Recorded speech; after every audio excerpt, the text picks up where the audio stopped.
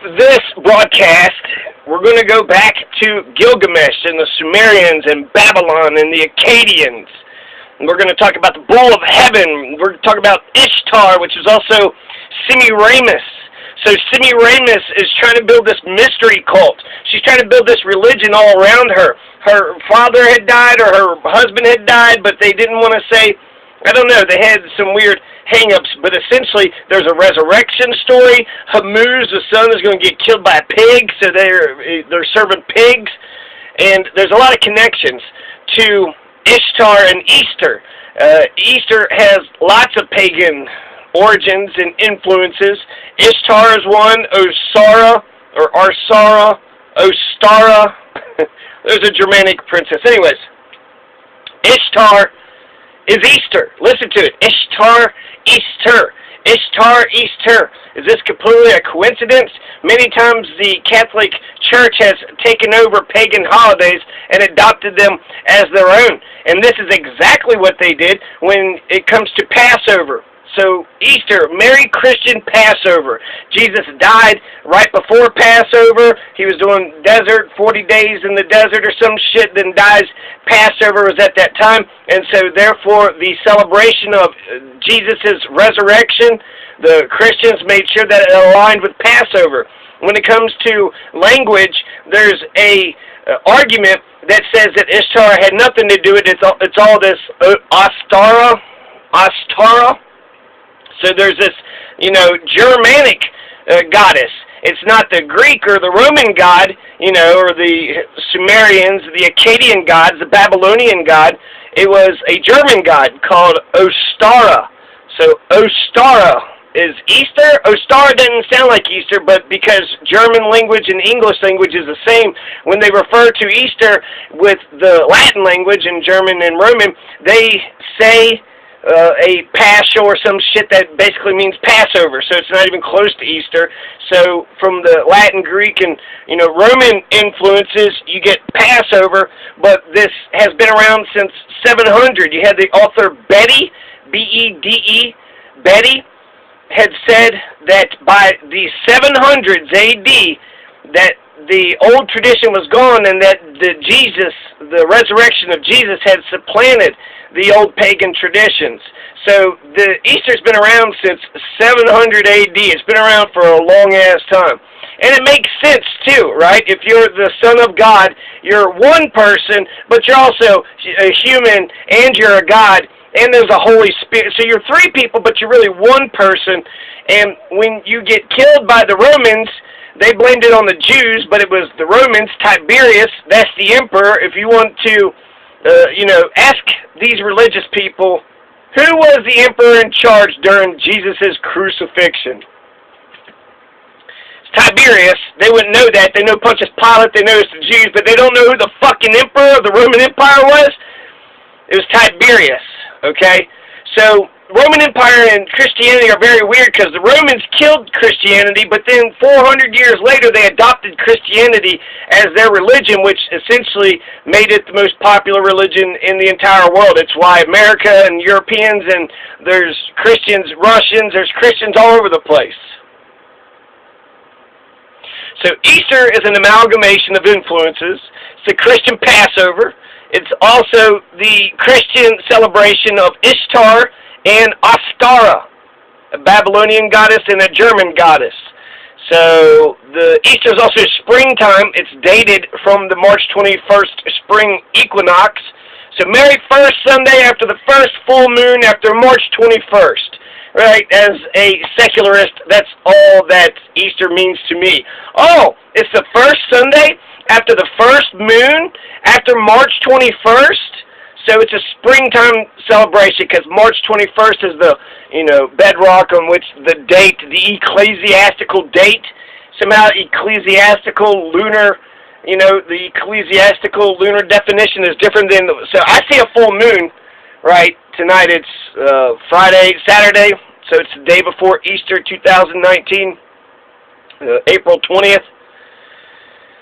So Easter is an amalgamation of all these things. Ishtar, this whole thing is about Ishtar. So I'm going to talk more about Easter coming back, okay?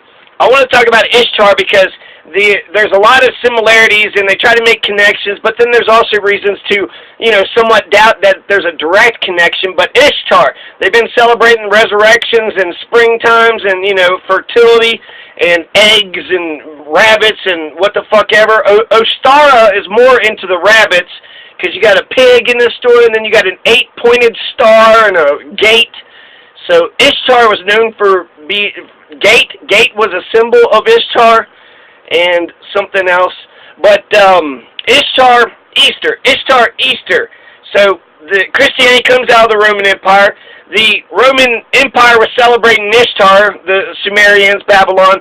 So, these are mystery religions, so there's a lot of different religions. But there's an Ishtar sect. So there's a group of people who worship Ishtar, and then they worship Tammuz, and they worship the Father and the Son and the Holy Ghost, and they resurrect Tammuz. He's brought back to life. There's something about somebody's genitalia was eaten. The Son ate the genitalia of the Father, and then the Son started reproducing all the Father's. So that's just bad science. All the Father's kids. That's not how, reproduction works. So I just like this one connection about Ishtar and Gilgamesh. Who the fuck is this Ishtar, right? It was a princess or a god or a leader who essentially divinated herself, made herself into a god. So Semiramis is now Ishtar, and Ishtar is, Easter. The Easter was already Jesus' Easter had already circumvented the Passover for the Christians by the 700s. And so since Jesus died, at 30 A.D., if Jesus even existed. So Jesus died at 30 A.D., then the Easter celebration's been around since 700, in the 700s A.D., the 8th century. Which, why would we number that, right? Every time I think about the centuries, it's better to say the 700s, because when I think about the 8th century, I say, because we just added one and then we got to subtract one.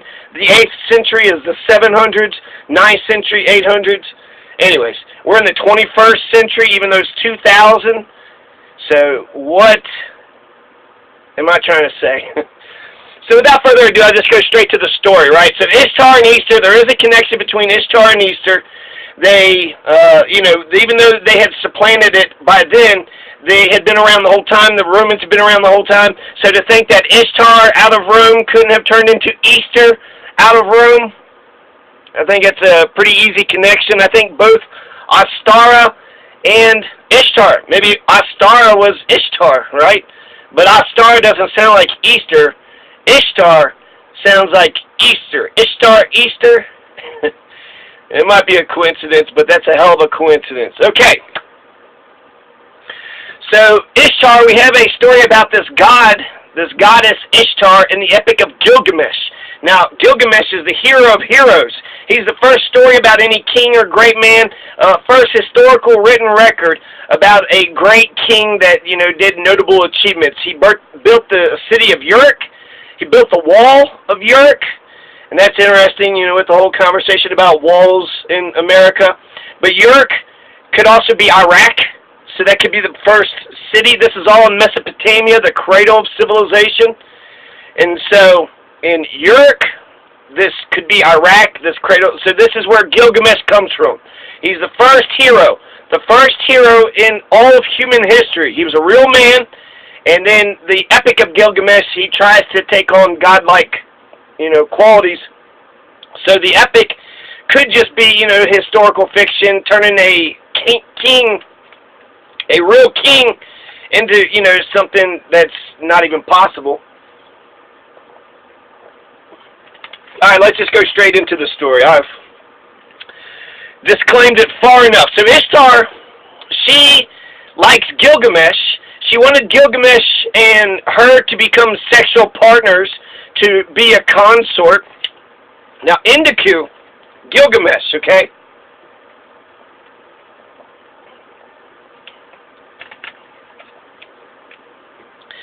So, the Epic of Gilgamesh started out by being a tyrant. He was sitting there raping everybody's brides. He was having sex with everybody, raped the entire town, okay?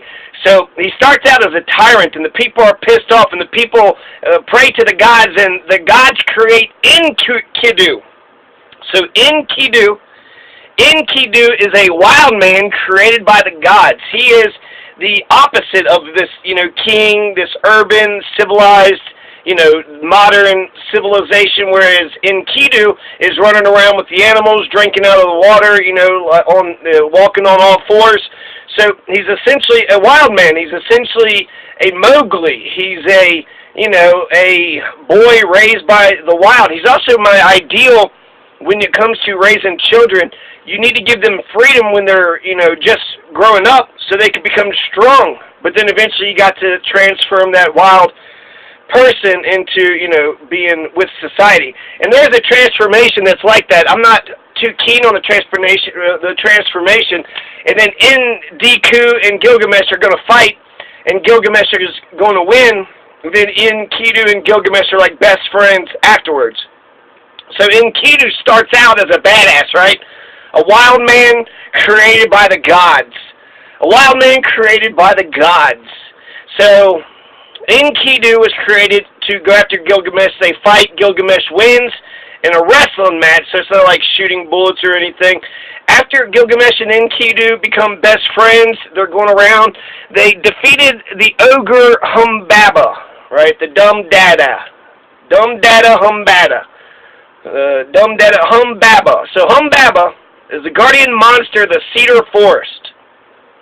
Now, both Gilgamesh and Enkidu kill the ogre, the guardian monster of the Cedar Forest, Humbaba. And afterwards, Ishtar's like, oh man, these men are something else, right? So Ishtar asks Gilgamesh for some dick.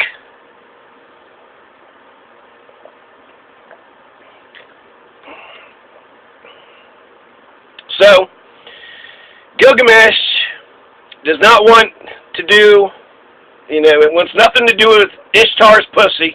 No, Ishtar, I don't want anything to do with your pussy. Ishtar gets pissed off. Ishtar is presented as a god in this story. So Ishtar isn't presented as Semiramis, but as a god unto herself.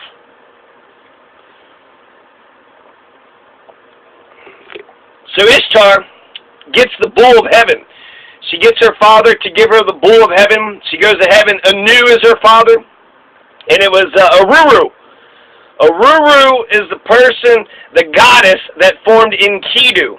So Enkidu, the wild man created by a goddess, Aruru. So that's important to know. So Ishtar goes to her dad and says, guess what? Gilgamesh won't give me his dick, and I need the bull of heaven. And she threatens him.